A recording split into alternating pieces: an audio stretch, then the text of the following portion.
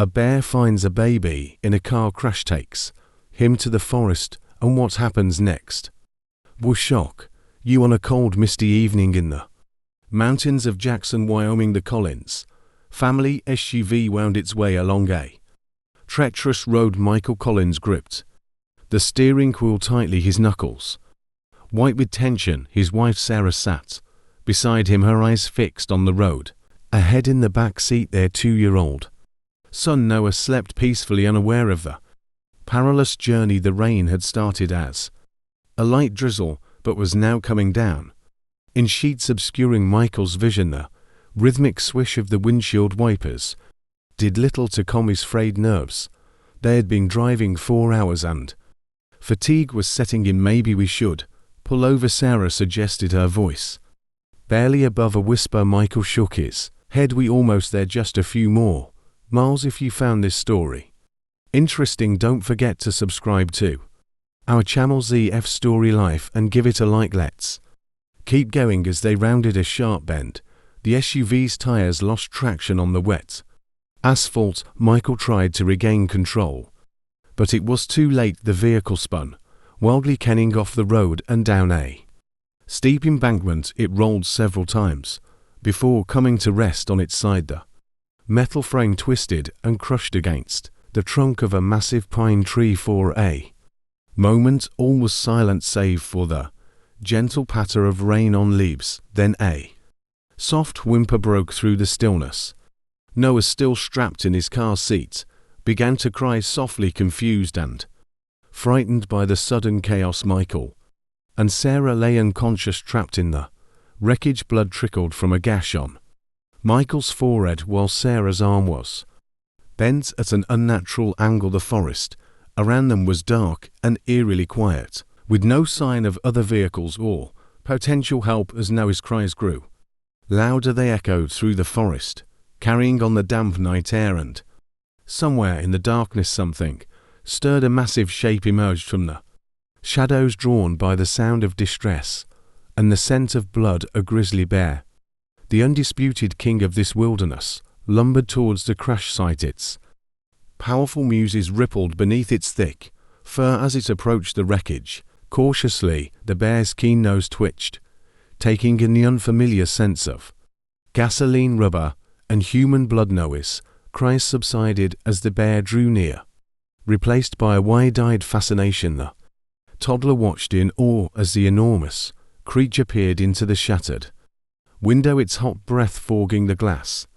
With surprising gentleness, the bear used its massive paws to pry open the crumpled door. It sniffed at Noah, who remained perfectly still, transfixed by the animal's presence. Then, in a move that defied all natural instincts, the bear carefully extracted the car seat from the wreckage. Noah still securely strapped inside, cradling the car seat in its powerful jaws. The bear turned and lumbered back into the forest. Within moments, the crash site was swallowed up by the darkness, leaving no trace of the miraculous rescue that had just taken place. Hours passed before the wail of sirens pierced the night. Emergency vehicles arrived at the scene, their flashing lights illuminating the grim tableau. Paramedics worked tirelessly to free Michael and Sarah from the wreckage, relieved to find them both alive, albeit seriously injured.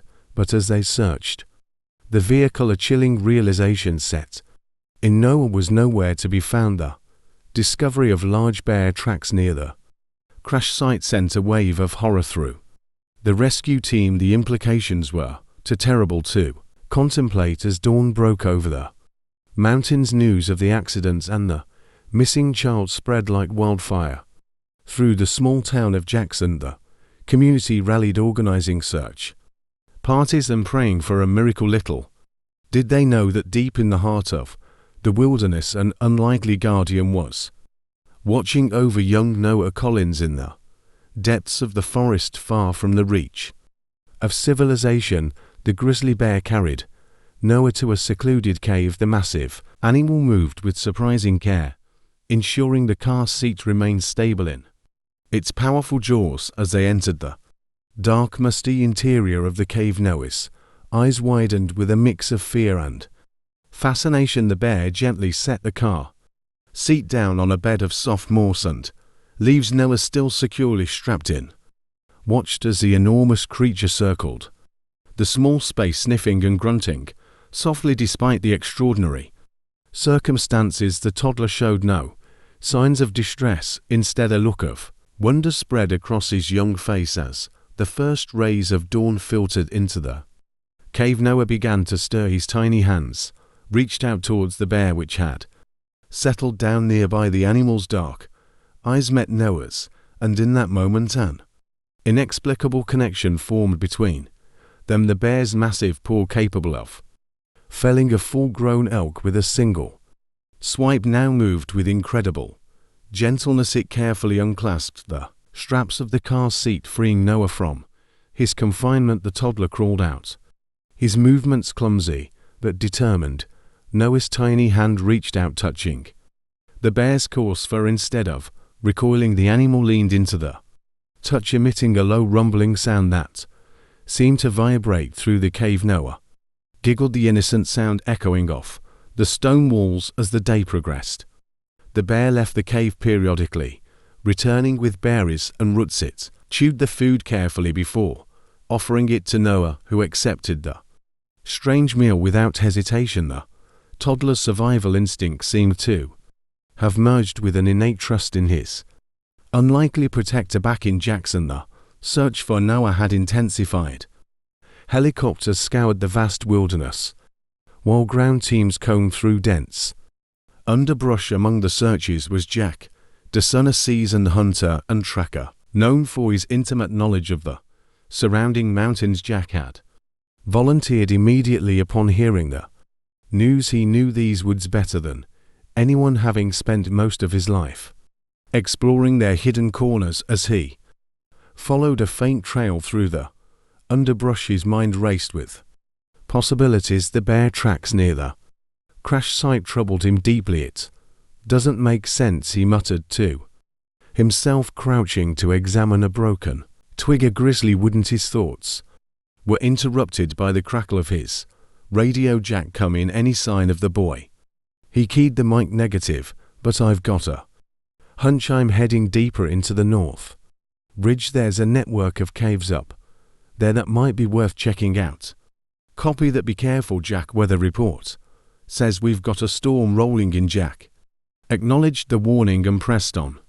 As he hiked through the increasingly rugged terrain, he couldn't shake the feeling that this search was unlike any he had conducted before. The seasoned tracker had a sixth sense when it came to the wilderness, and right now every instinct was telling him that something extraordinary was unfolding in these mountains. As the day wore on, dark clouds began to gather overhead. The air grew heavy with the promise of rain, and a chill wind whipped through the trees.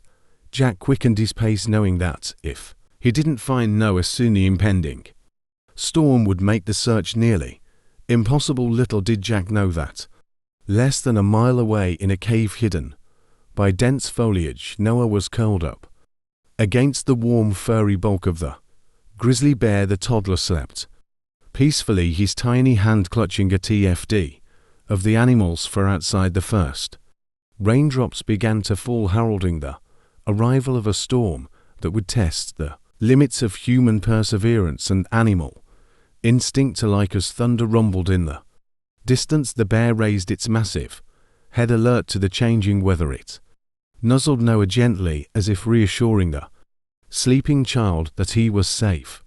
In that moment, the lines between wild animal and protective guardian blurred, setting the stage for a remarkable tale of survival and unlikely companionship. The sky darkened ominously as the storm rolled in over the mountains. Thunder echoed through the valleys, and flashes of lightning illuminated the dense forest. In brief, blinding bursts, rain poured down in sheets, quickly turning the forest floor into a treacherous quagmire. In the cave, Noah stirred at the sound of the tempest outside. His eyes widened with fear as another crack of thunder shook the air. The bear, sensing the child's distress, moved closer, its large body shielding Noah from the cave's entrance the toddler buried his face in the animal's thick for finding comfort in its warmth and solid presence. As the storm raged on, Noah began to mimic the bear's low rumbling sounds. It was as if he was trying to communicate with his protector, to express his gratitude and seek reassurance. The bear responded with gentle grunts, creating a surreal dialogue between human child and wild animal. Meanwhile, the search party struggled against the elements. Visibility was near zero, and the rain had washed away any tracks or signs they might have followed. Most of the volunteers had been forced to turn back, seeking shelter from the dangerous conditions, but Jack Dawson pressed on, his determination unwavering. He had spent a lifetime in these mountains and wasn't about to let a little bad weather stop him. As he trudged through the mud and driving rain, Jack's mind wandered to an old legend he had heard years ago, the story passed down through generations of Native Americans who had once called these mountains home. Spoke of spirit bears, powerful creatures that acted as guardians of lost children. Jack had always dismissed it as mere folklore, but now, faced with the inexplicable disappearance of Noah, he found himself reconsidering. As night fell, the storm showed no signs of abating in the cave. Noah had fallen asleep once more, his tiny body rising and falling with each breath of the massive bear. The animal remained alert, its keen senses attuned to any potential threats that might approach their sanctuary. Back in Jackson, Michael and Sarah Collins clung to hope. In their hospital room, both were still recovering from their injuries, but their thoughts were entirely focused on their missing son. Sarah clutched a photo of Noah, her tears mixing with the rain that lashed against the window. He's out there, Michael, she whispered. I can feel it. Our boy is alive. Michael squeezed her hand, wanting to believe but struggling against the weight of logic and probability. The searchers are doing everything they can, Sarah. We have to trust them. As the night wore on, the storm began to subside. The rain softened to a gentle drizzle and the wind died down to a whisper in the pre-dawn light. Broken twigs disturbed earth and half-eaten berries formed a path that only the most skilled tracker would be able to follow, and Jack Dawson was indeed skilled. As the sun rose, burning away the last of the storm clouds, he picked up the trail. His eyes narrowed as he examined the signs, his mind struggling to make sense of what he was seeing. It's not possible, he muttered to himself. But the evidence was clear. A bear had passed this way, and it wasn't alone. There were signs of a smaller presence, a human child. Jack's heart raced as he radioed in his findings. Base camp, this is Dawson. I've got a trail. You're not going to believe this, but I think the boy might be with a bear. The response was immediate and incredulous. Jack, are you sure that's impossible? I know what it sounds like, Jack replied, his eyes never leaving the trail, but I'm telling you something extraordinary is happening out here. I'm going to keep following the trail. Send back up if you can, but tell them to approach with extreme caution. We don't want to startle the bear if it really is with Noah. As Jack set off once more, following the bizarre trail, he couldn't shake the feeling that he was on the verge of witnessing something truly remarkable. Little did he know that his journey would not only lead him to Noah, but also challenge everything he thought he knew about the relationship between humans and the wild. As Jack Dawson trudged through the forest following the perplexing trail left by Noah and the bear, his mind drifted back to a story his grandfather had told him years ago.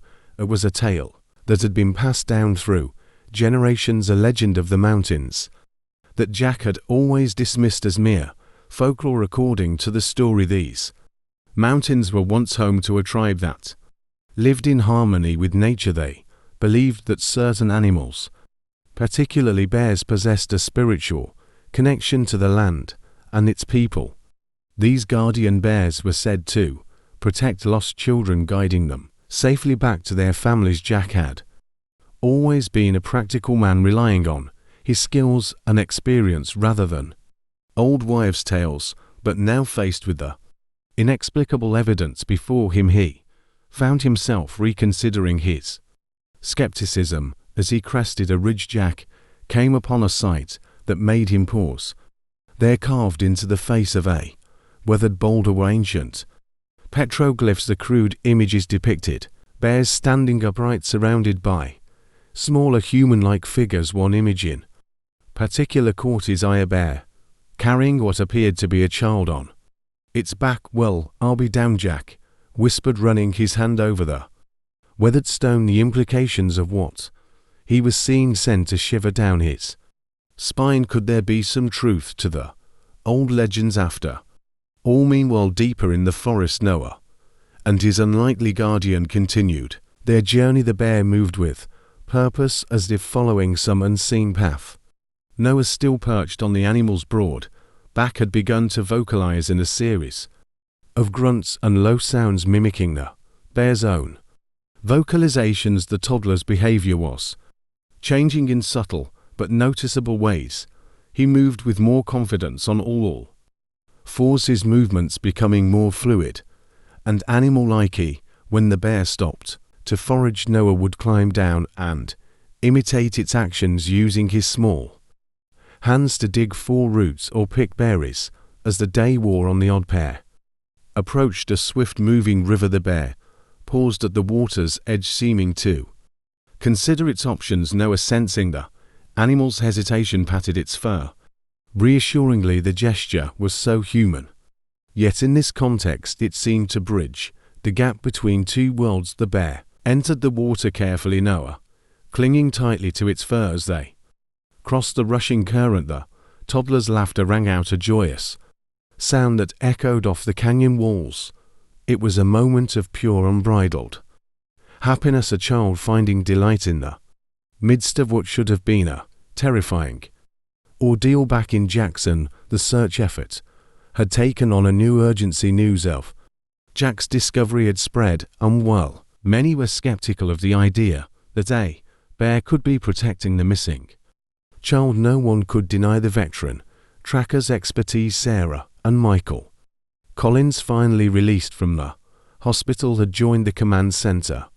Sarah clung to the hope that Jack's theory was correct, while Michael struggled to reconcile the idea with his rational mind. "It just doesn't make sense," Michael said, poring over a map of the search area. "Bears are predators. Why would one protect a human child?" Sarah placed a hand on his arm. "Maybe there are things in this world we don't understand, Michael. Maybe we need to have faith." As the sun began to set, casting long shadows across the forest, Jack Dwan found himself at the base of a steep cliff. The trail he had been following seemed to end abruptly, and for a moment he felt a pang of despair. Had he lost the trail for good?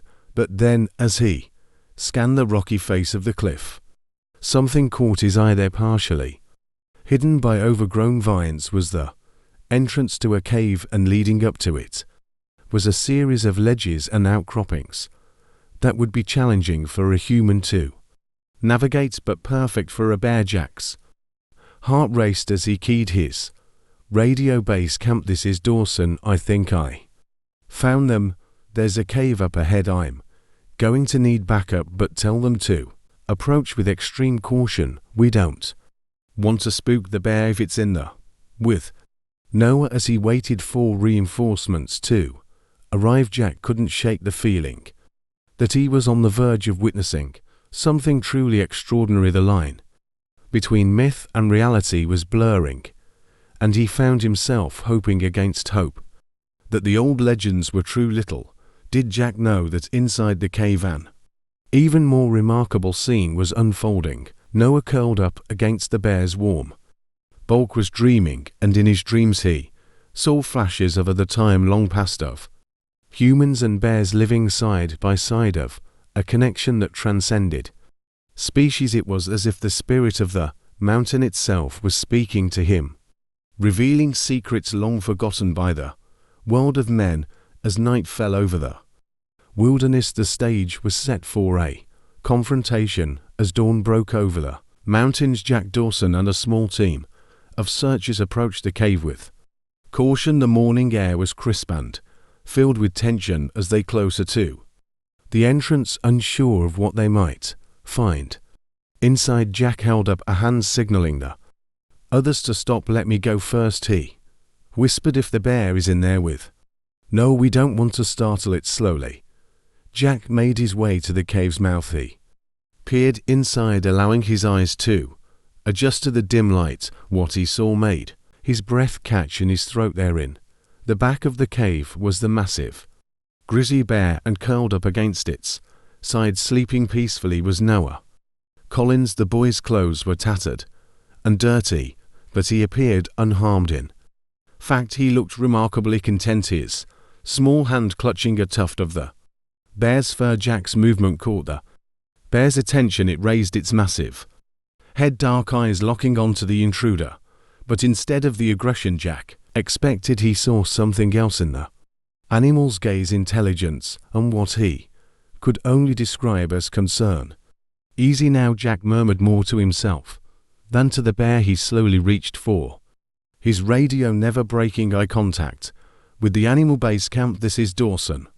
I found them. Noah is alive and appears to be unharmed, but we've got a situation here." As Jack relayed the incredible scene to his team outside, Noah began to stir. The boy's eyes fluttered open, and he looked up at Jack with a mixture of curiosity and weariness. Then, to Jack's amazement, Noah turned to the bear and made a series of soft grunting sounds, as if communicating with the animal. The bear responded with a low rumble, nuzzling the boy gently. Noah giggled, the sound echoing off the cave walls. It was a moment of pure innocent joy that struck Jack to his core. "My God," he whispered, "it's true. The legends are true."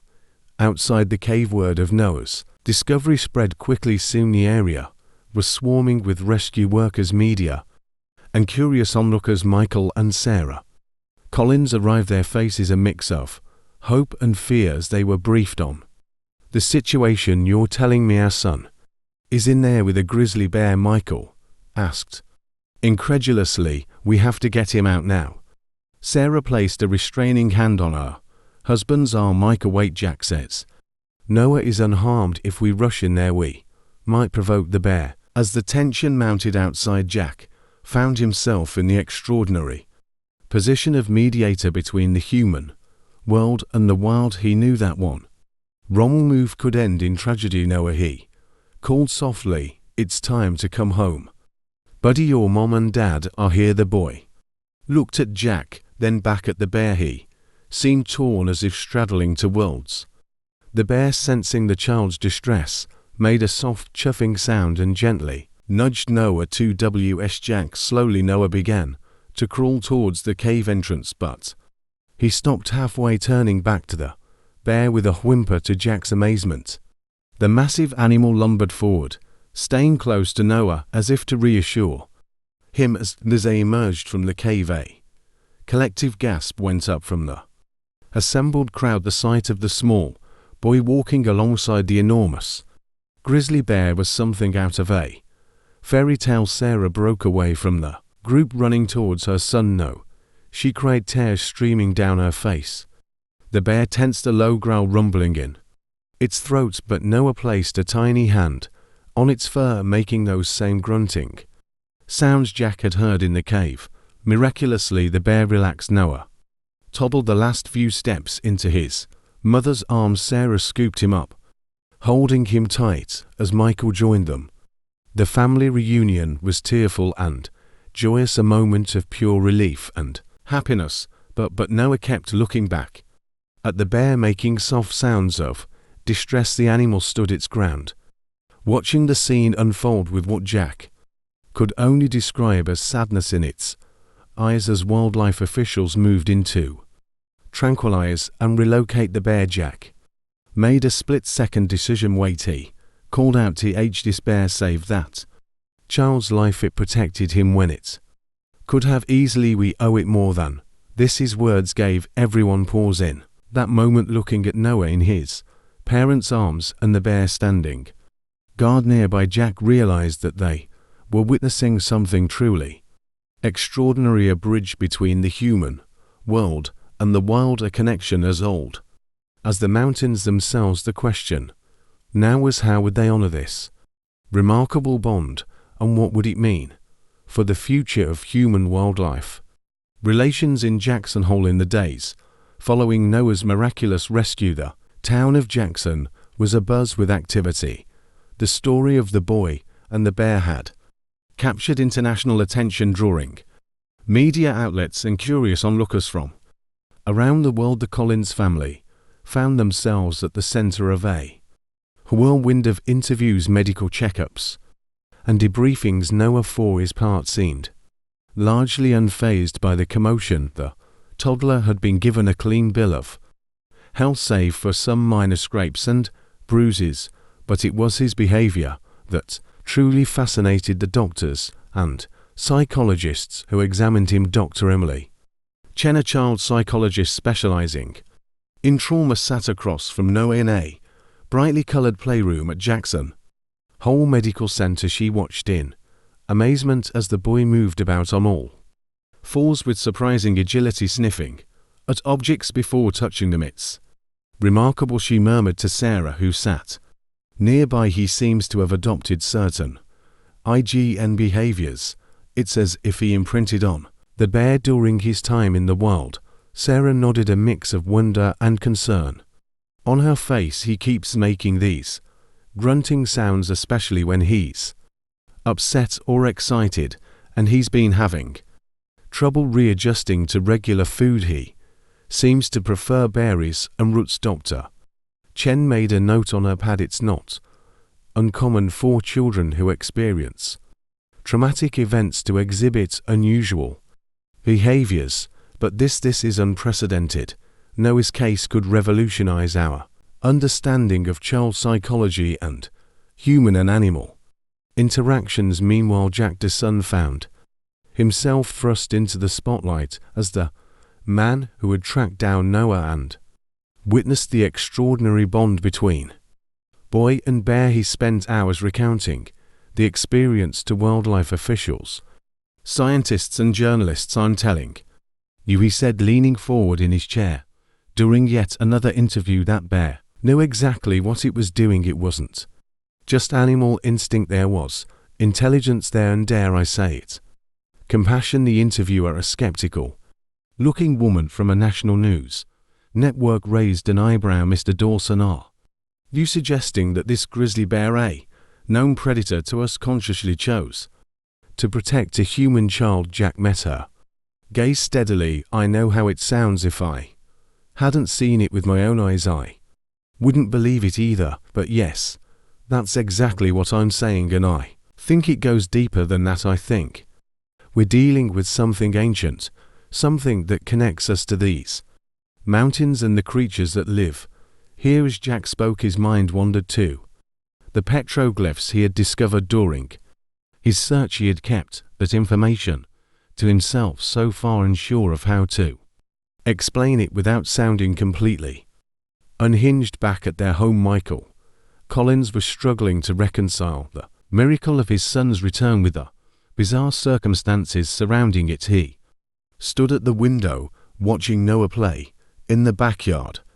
The boy was crouched by a cluster of bushes, methodically picking and eating berries.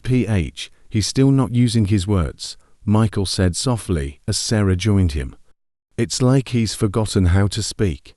Sarah slipped her arm around her husband's waist. "Give him time, Michael. Dr. Chen says his speech should return as he readjusts. We just need to be patient." Michael nodded, but his brow remained furrowed with worrying. "And what about the bear? The wildlife officials are talking about relocating it after what it did for Noah. It feels wrong somehow." The question of what to do with the bear had become a hotly debated topic in Jackson.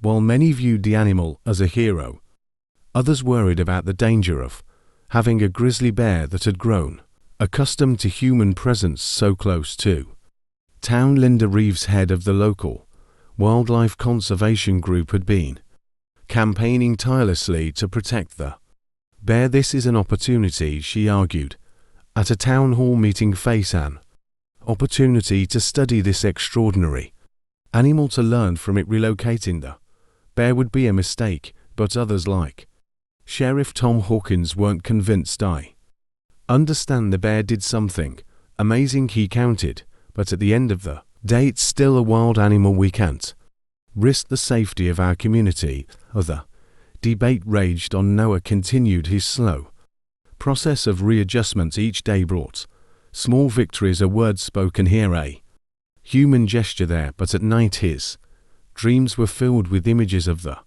forest of warm fur and gentle eyes. He would wake up making soft bear-like sounds, reaching out for a companion that was no longer there. One evening, as the sun set over the Tetons, casting the valley in a golden glow, Sarah found Noah at his bedroom window. The boy was staring intently at the distant mountains, making a series of low grunts.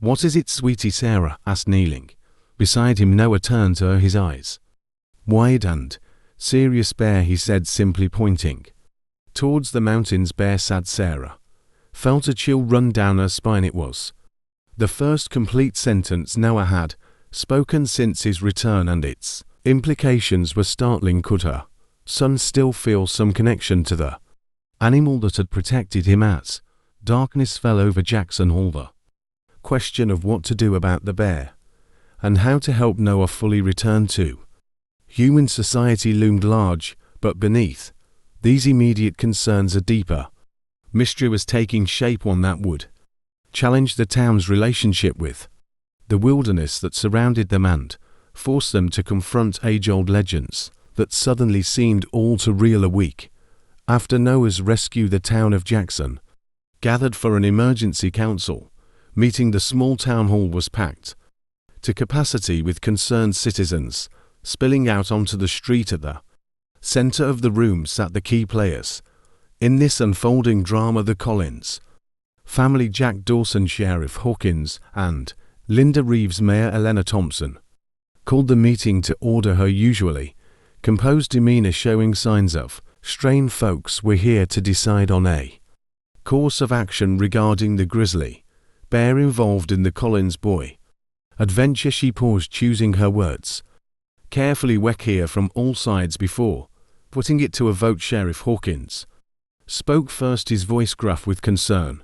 "Look, I understand this bear did something remarkable, but we can't ignore the potential danger. Grizzlies are apex predators. Having one this comfortable around humans is a recipe for disaster." Murmurs of agreement rippled through the crowd. Linda Reeves stood up next to her, eyes blazing with passion. "This isn't just any bear," she argued, "and this animal demonstrates behavior that goes against everything we thought we knew about grizzlies. It's a unique opportunity for research, for understanding. Relocating or, God forbid, euthanizing this bear would be a tragic mistake." The debate continued, with townspeople voicing their opinions on both sides. Some saw the bear as a threat that needed to be removed, while others viewed it as a sacred animal, a living embodiment of local legends. Finally, Jack Dawson stood up. The room fell silent, all eyes turning to the man who had witnessed the extraordinary bond between boy and bear firsthand. "I've spent my whole life in these mountains," Jack began, his voice steady. "I've tracked bears, hunted them, respected them as part of the natural order. But what I saw in that cave, it was something different, something special." He paused, taking a deep breath. "I found something during my search for Noah, ancient petroglyphs showing bears protecting human children. I think we're dealing with something older than any of us understand." A hushed whisper swept through the room. Mayor Thompson leaned forward, her interest. "Pete, what are you suggesting, Mr. Dawson?" Jack met her gaze. "I'm suggesting we consider a third option instead of relocating the bear or leaving it to roam free. What if we created a protected area, a sanctuary, where the bear could live undisturbed, but where we could also study it, learn from it, maybe even Reconnect with something we've lost. The idea hung in the air, radical yet somehow fitting. It was Linda Reeves who broke the silence. A sanctuary, yes, we could make it a research station, bring in experts from around the world who it could put Jackson on the map as a leader in wildlife conservation and research. As the room buzzed with this new possibility, all eyes turned to the Collins family. Michael stood up, clearing his throat. A week ago I would have said this was crazy, that seeing how this experience has affected Noah, how he's still connected to that bear. Somehow I think Mr. Dawson might be onto something. Sarah nodded in agreement, holding Noah close. The boy, who had been unusually quiet throughout the meeting, suddenly pointed towards the window. Bear, he said clearly. Bear, come. A hush fell over the room. Sheriff Hawkins moved towards the window, his hand instinctively moving to his holster, but what he saw made him freeze in his tracks. There at the edge of the town stood the grizzly bear. It made no move to come closer, simply standing there as if waiting, as if it knew its fate was being decided. Mayor Thompson stood up. Her decision made. I think we've all just witnessed something remarkable. I propose we put Mr. Dawson's sanctuary idea to a vote. All in favor. Hands rose throughout the room. A clear majority. Even Sheriff Hawkins, after a moment's hesitation, raised his hand. Then it's decided, the mayor announced. We'll create a protected area for the bear with a research station to study this extraordinary animal. Mr.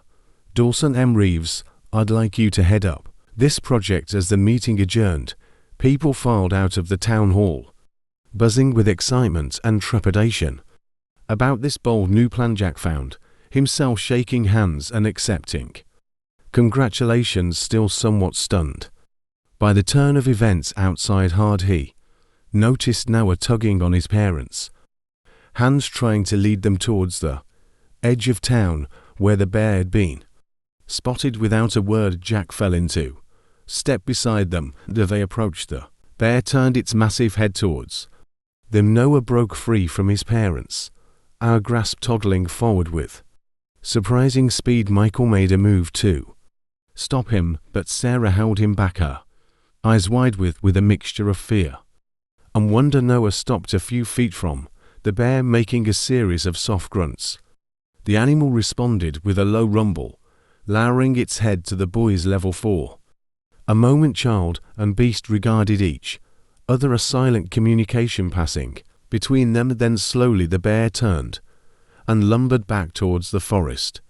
Noah watched it go, a small smile on his face. Bear happy, he said softly. Bear home. They stood there watching the grizzly disappear into the twilight. Jack felt a profound sense of rightness settle over him.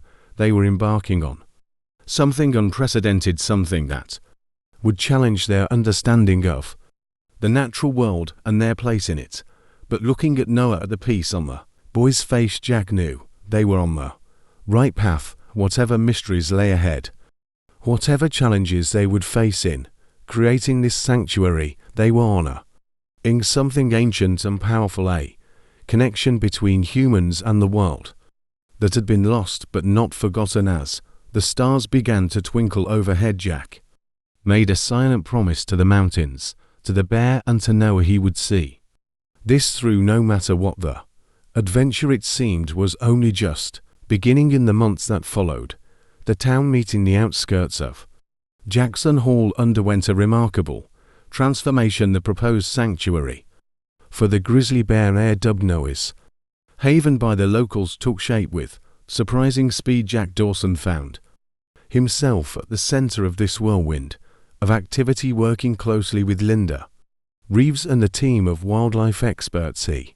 helped design a space that would allow for close observation of the bear while maintaining its natural habitat. We want to disturb its routine as little as possible, Jack explained during a site visit with Mayor Thompson. The whole point is to learn from this animal in its natural state. The sanctuary sprawled over several acres of dense forest and meadowland, encircled by a high-tech, virtually invisible fence observation Posts were strategically placed throughout the area, equipped with state-of-the-art cameras and sensors as word spread about the unique project. It attracted attention from far beyond the borders of Wyoming scientists, conservationists, and even a few celebrities expressed interest in the sanctuary. Donations poured in, allowing for the construction of a cutting-edge research facility on the sanctuary's periphery. Dr. Elena Rodriguez, a renowned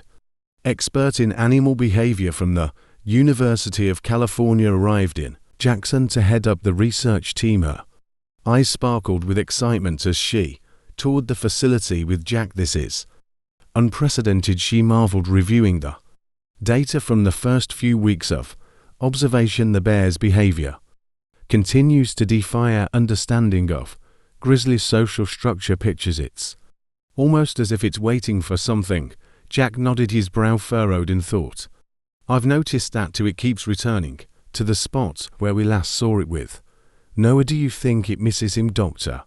Rodriguez shook her head in amazement. A year ago I would have said that was impossible, but now I'm not sure of anything anymore. The sanctuary took shape. Noah continued his own remarkable journey of recovery and adaptation. His parents had enrolled him in a special program designed by Dr. Chen, which combined traditional therapy with carefully supervised visits to the sanctuary's periphery. During one such visit, Sarah watched with a mixture of awe and trepidation as Noah stood at the edge of the sanctuary, his small hand pressed against the invisible barrier. On the other side, barely visible in the underbrush, was the massive form of the grizzly bear. Noah said softly, a smile spreading across his face. He made a series of low grunts, and to Sarah's amazement, the bear responded with a rumble of its own. Dr. Chen, standing nearby, furiously scribbled notes. The level of communication between them is extraordinary, she murmured. It's as if they've developed their own language. As weeks turned into months, the sanctuary became a hub of activity. Researchers from around the world flocked to Jackson, eager to study this unique relationship between human and the town itself experienced an economic boom, with new hotels and restaurants springing up to accommodate the influx of visitors. But not everyone was thrilled with these developments. A vocal minority led by a local rancher named Hank Grimes protested the sanctuary's existence. It ain't natural, Hank grumbled during a town hall meeting. We're messing with the order of things. That bear belongs in the wild, not some glorify zoo. Despite these objections, the sanctuary continued to thrive, and at its heart was the grizzly bear, which had been affectionately named Guardian by the research team. One crisp autumn morning, Jack stood at his favorite observation post, watching Guardian through high-powered binoculars. The bear was in a clearing, seemingly engaged in an elaborate series of movements. What do you make of this, Doc? Jack asked, handing the binoculars to Dr. Rodriguez. She watched for a moment, her eyebrows rising in surprise. It almost looks like a dance some bear species are. And Dr. Rodriguez rushed towards the south entrance. How had Noah gotten past the security measures, and more importantly, what would Guardian do? As they approached the clearing, they saw Noah standing in the center, face to face with Guardian. The massive bear had lowered itself to all fours, watching the boy intently. Sarah's frightened voice carried from the sanctuary's edge, where she was being held back by security personnel, but Noah showed no fear. Instead, he began to move, mimicking the swaying motion they had seen Guardian perform earlier, and to everyone's astonishment, the bear joined in, creating a surreal dance between child and beast. Jack and Dr. Rodriguez watched in awe, barely daring to breathe. This moment, this impossible dance seemed to embody everything the sanctuary stood for: a bridge between two worlds, a challenge to everything they thought they knew about the relationship between humans and wild animals. As the dance concluded, Noah placed his small hand on Guardian's Snout the bear rumbled softly, then gently nudged the boy towards the sanctuary's exit. Once Noah was safely back with his parents, a stunned silence fell over the gathered crowd. It was Jack who finally broke it, turning to Dr.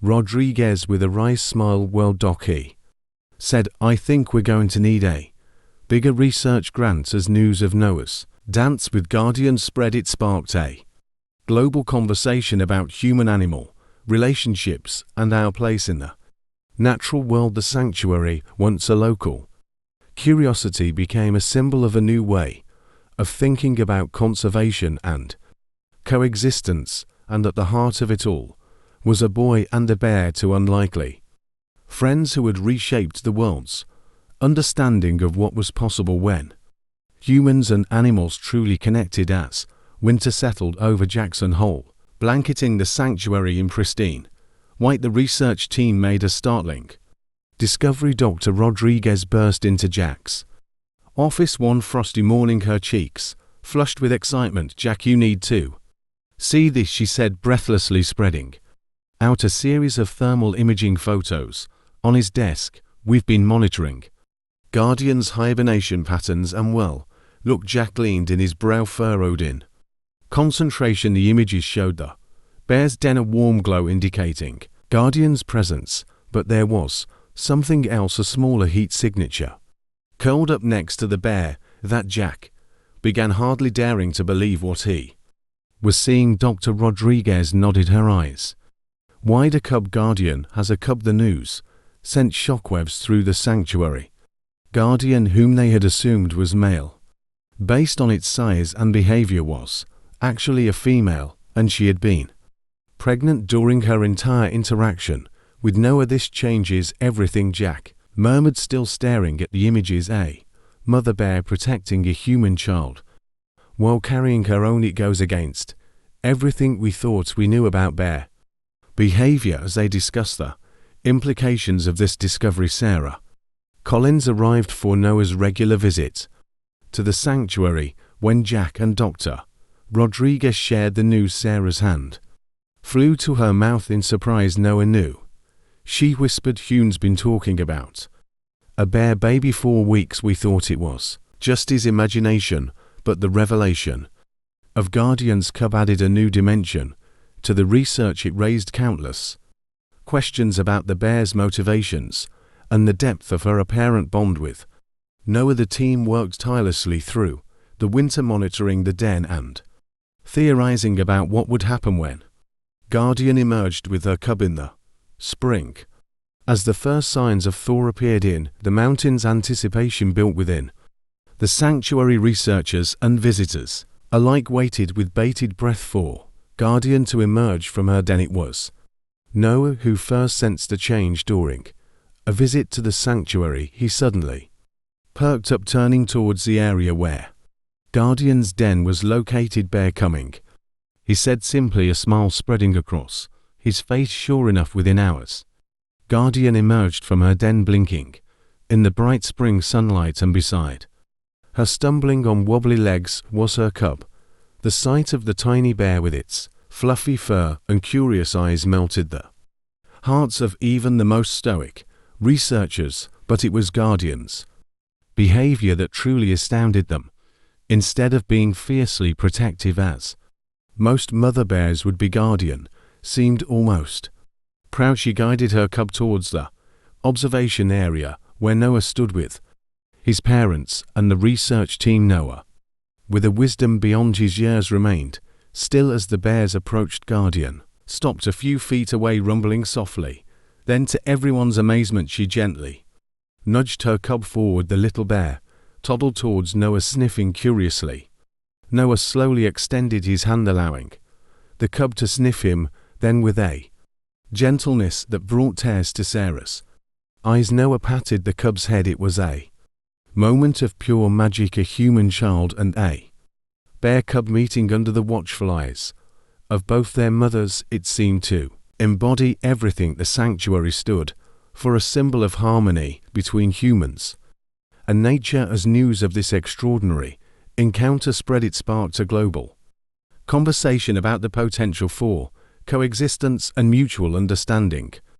Between species, the sanctuary became a beacon of hope, a living laboratory where new paradigms of conservation and interspecies communication were being forged. But with this heightened attention came new challenges. The influx of visitors and researchers put a strain on the sanctuary's resources, and there were those who viewed the close interaction between Noah and the bears as dangerous, arguing for a stricter separation. Jack found himself at the center of these debates, advocating for a balanced approach that would allow for continued study while ensuring the safety of both humans and bears. It was a delicate tie to PP to walk, but he was determined to see it through. As spring bloomed into summer, Noah continued his visits to the sanctuary, his bond with Guardian and her cub growing stronger.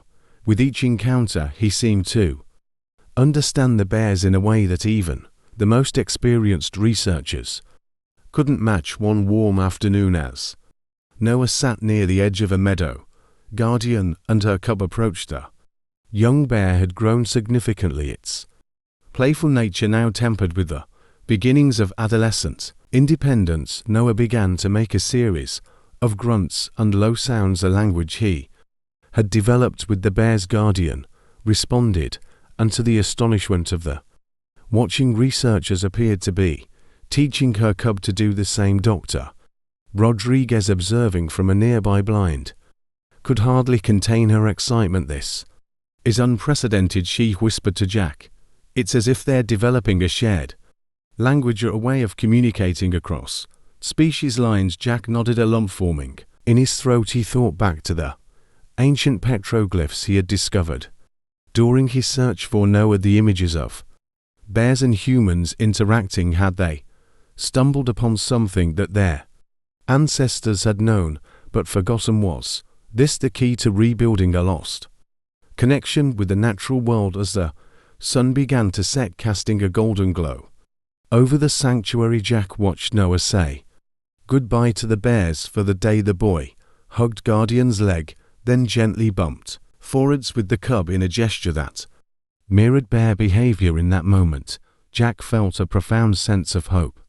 Despite the challenges they faced, despite the skeptics and the naysayers, they were part of something truly remarkable. They were rewriting the story of human-animal interaction, one day at a time. As Noah rejoined his parents, his face glowing with happiness, Jack made a silent vow he would do everything in his power to protect this sanctuary, to nurture this extraordinary connection between boy and bear. For in this unlikely friendship, he saw the potential for a better, more harmonious world, a world where humans and animals could once again walk side by side as partners in the great dance of life. As autumn painted the mountains in hues of gold and crimson, the sanctuary faced its greatest challenge yet. A severe drought had gripped the region, pushing wildlife life from the surrounding areas into the sanctuary in search of food and water. The delicate balance that had been established was under threat. Jack stood at the main observation post, his face etched with concern as he surveyed the parched landscape. Besides him, Dr. Rodriguez pored over data on a tablet. "It's not good, Jack," she said, shaking her head. "The incoming animals are putting a strain on the sanctuary's resources. If this continues, we might have to consider relocating some of the wildlife." The thought of separating Guardian and her cub from Noah felt like a physical pain to Jack. Over the past months, he had watched their bond grow and deepen. Noah's ability to communicate with the bears had become a cornerstone of their research, opening up new avenues of understanding animal cognition and interspecies communication. "There has to be another way," Jack muttered, his mind racing. "We can't let all our work be undone by a drought." As they discussed potential solutions, a commotion at the sanctuary's entrance caught their attention. A group of protesters led by Hank Grimes had gathered. Their signs bore slogans like "Nature knows best" and then the bear Experiment Jack sighed heavily. The sanctuary had always had its critics, but the drought had intensified their opposition. Many saw the sanctuary as an unnatural intervention that was now causing harm to the wider EOS system. As Jack moved to address the protesters, he spotted Noah and his parents arriving for their regular visit. The boy's face lit up as he saw Guardian and her cub in the distance, seemingly unaware of the tension surrounding the sanctuary. Hank Grimes stepped forward, his voice gruff. "This has gone on long enough, Dawson. Your little experiment is messing with the natural order. It's time to shut it down and let these animals go back to where they belong." Jack took a deep breath, choosing his words carefully. "I understand your concerns, Hank, but what's happening here is important. We're learning things that could change the way we coexist with wildlife. We can't just abandon that." As the argument heated up, Noah slipped away from his parents, making his way towards Guardian and her cub. Sarah noticed first, calling out in alarm. "Noah, wait!" All eyes turned to the boy as he approached the bear's. Guardian, sensing the tension in the air, positioned self-protectively in front of her cub, but Noah showed no fear. He began to make the low guttural sounds that had become his way of communicating with the bears. To everyone's amazement, Guardian relaxed, moving aside to allow Noah to approach her cub. The two youngsters greeted each other with familiar ease, the bear cub gently bumping its head against Noah's chest. Then something extraordinary happened. Noah turned towards a nearby stream, which had been reduced to a trickle by the drought. He made a series of gestures and sounds, seeming to communicate with the bears. Guardian tilted her head as if listening intently. Suddenly the massive bear began to dig at the dry stream. Her powerful claws cut through the parched earth, and after a few moments water began to seep up from the ground. Noah clapped his hands excitedly, then began to help using a small plastic shovel he had brought with him. The bear cub joined in, mimicking its mother's movements. Jack and the S watched in stunned silence as boy and bears worked together to widen the hole. Soon a small pool of fresh water had formed. Dr. Rodriguez was the first to find her voice. There, creating a water source," she said in awe. Noah must have sensed the underground water and communicated it to Guardian. The sight of the boy and the bears working in harmony seemed to deflate the protesters' anger. Even Hank Grimes looked taken aback. "I'll be damned," he muttered. "That boy really does understand them, doesn't he?" As word of Noah's extraordinary action spread, it sparked a new wave of interest in the sanctuary. Conservationists and water management experts flocked to Jackson, eager to learn from this unexpected collaboration between human and animal. The drought crisis became an opportunity under Noah's unique guidance. Guardian and other animals in the sanctuary helped locate underground water sources. The boys' intuitive understanding of the bears combined with human technology and expertise led to the development of sustainable water management techniques that benefited not just the sanctuary, but the entire region. Jack watched with pride as Noah, now a few years older, confidently led a group of scientists and conservationists through the sanctuary. The boy's ability to bridge the gap between human and animal had blossomed into something truly remarkable. "You know," Dr. Rodriguez said, coming to stand beside Jack, "when we started this project, I thought we were going to teach the bears, but it turns out they had just as much to teach us." Jack nodded, a smile playing on his lips. "I think that's the real lesson here. We're not separate from nature, we're part of it. And when we remember that, when we learn to listen and cooperate, there's no limit to what we can achieve." As the sun set over the sanctuary, painting the eye in breathtaking hues, Jack felt a profound sense of hope for the future. The challenges they had faced, the drought, the opposition, the doubts, had only served to strengthen their resolve and deepen their understanding in the Distance, Noah sat with guardian and her cub, the three of them silhouetted. Against the fading light, it was an image of harmony, of possibility, of a world where humans and animals could once again walk side by side as friends and partners, and Jack knew with unshakable certainty that this was only the beginning of their extraordinary journey.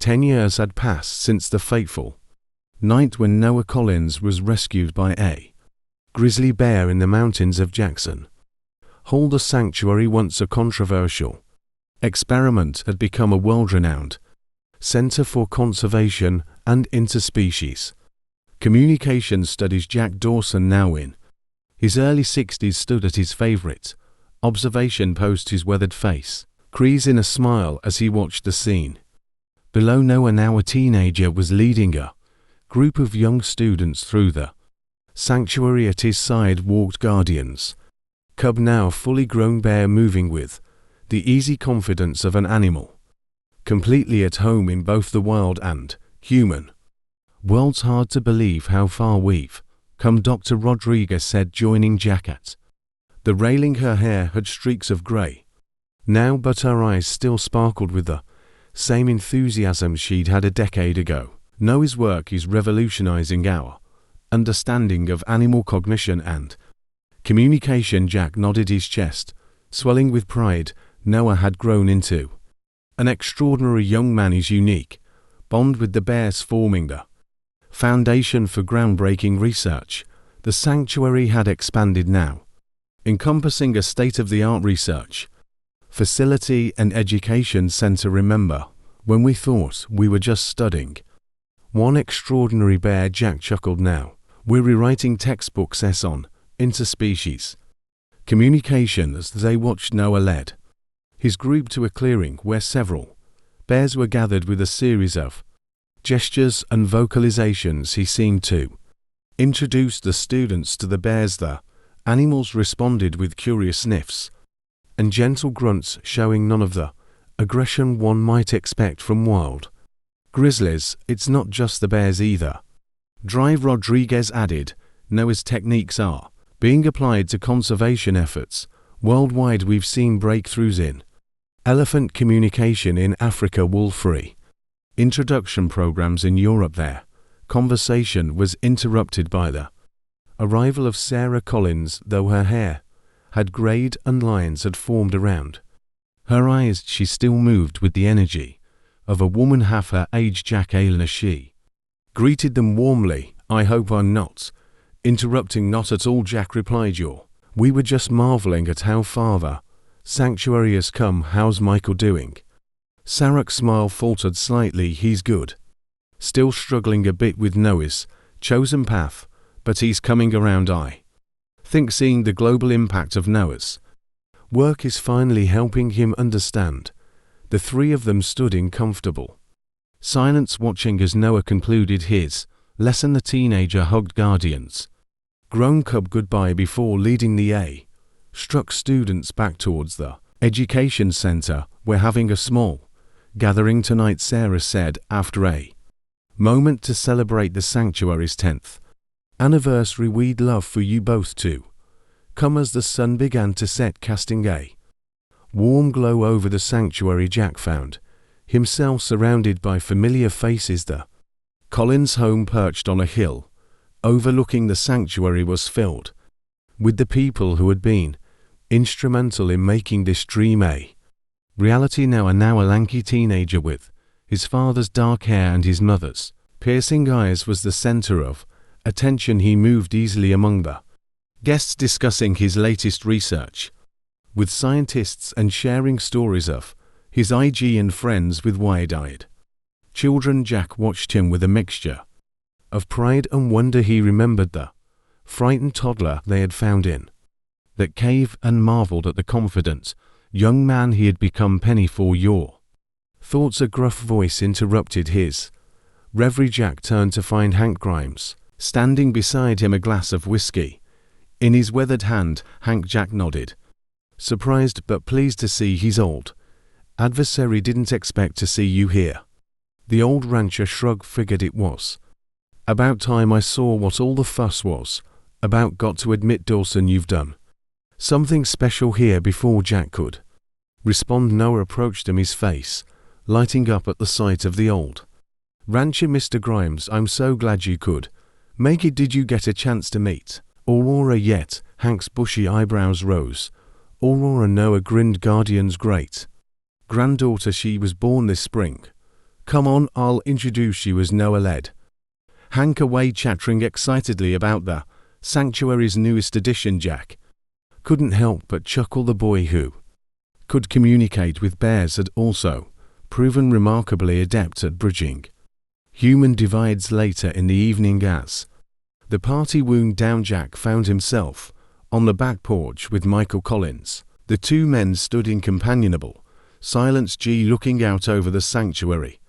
You know, Michael said after a while, for years I struggled with all this. I was so afraid for Noah, so sure that this unnatural connection with wild animals would lead to tragedy. He paused, taking a sip of his drink, but seeing him now, the work he's doing, the lives he's changing, I've never been more proud. Jack clasped Michael's shoulder. He's an extraordinary young man. You and Sarah should be proud. Journey was just starting, and with it a new chapter in the ongoing story of humanity's relationship with the natural world. The legacy of the boy and the bear would continue to grow, touching lives and changing perspectives around the globe. And here in this sanctuary nestled in the mountains of Wyoming, the miraculous connection between species would continue to thrive, a living reminder of what is possible when we open our hearts and minds to the wonders